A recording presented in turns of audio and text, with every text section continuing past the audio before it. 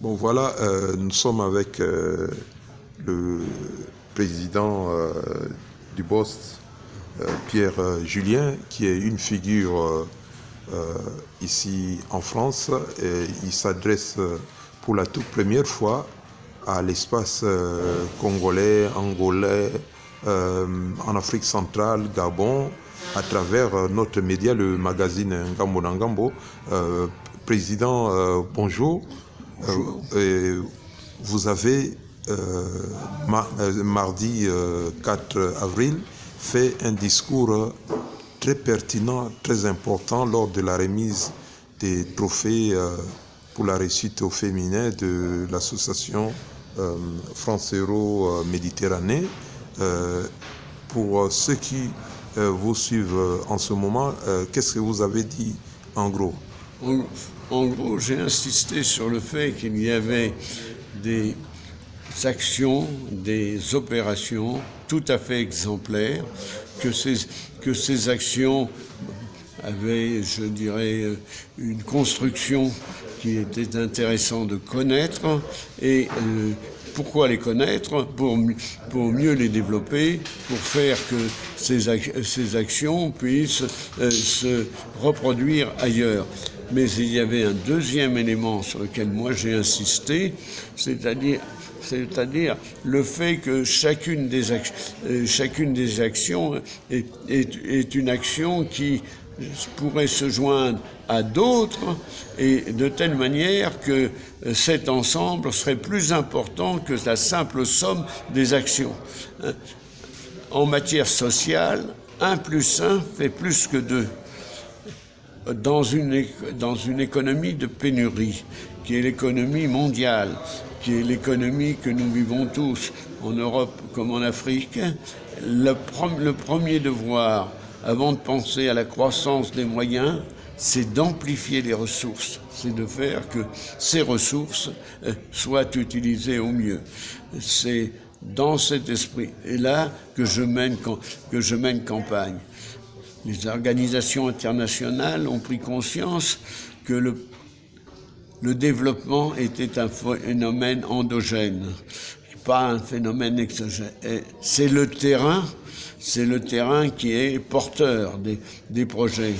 Il ne faut pas faire comme un certain monsieur Larousse, qui a fait un dictionnaire que vous connaissez tous. Eh bien, ce dictionnaire, il y a marqué « Je sème à tout vent ». Eh bien, quand on est un bon agriculteur, on sème sur un terrain préparé. Merci pour votre première réponse. La deuxième question et la dernière. Il y a eu au ministère des Affaires étrangères, sur le jour de la remise des trophées de l'association France Euro Méditerranée, dont vous êtes le président d'honneur,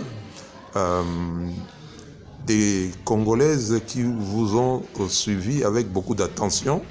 Bon, parmi ces Congolaises, il y a Madame Blandine Diafoutoua, qui s'est beaucoup plaint pour sensibiliser sur les viols des femmes congolaises utilisées comme armes de guerre en République démocratique du Congo suite à des conflits d'agression. Est-ce que vous êtes sensible, par exemple, à cet appel lancé et à cette situation que vous connaissez à travers les médias du monde, notamment les médias français? Je suis très sensible. C'est un crime de guerre, c'est une horreur. Il faut par tous les moyens le combattre. Faire que ceci ne puisse pas se reproduire dans un monde civilisé. Il y a une prise de conscience internationale à ce sujet. La réunion au ministère des Affaires étrangères a été l'occasion, grâce à votre représentant, d'en faire prendre conscience aux autres. Et il faut une mobilisation générale, pas seulement une mobilisation dans le pays, pour s'élever contre de tels crimes. Ceci étant dit, il faut qu'on fasse un effort. pour que l'éducation porte sur l'éthique, une éducation qui serait simplement la connaissance d'aspects techniques, économiques, n'irait pas très loin.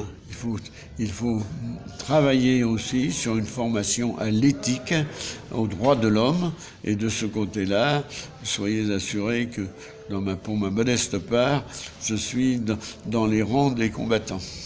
Merci, Monsieur le Président Dubost, ici Paris, pour tous les peuples qui nous suivent en Afrique. Je vous dis merci encore, et en lingala on dit Matondi Mingi. Merci à vous.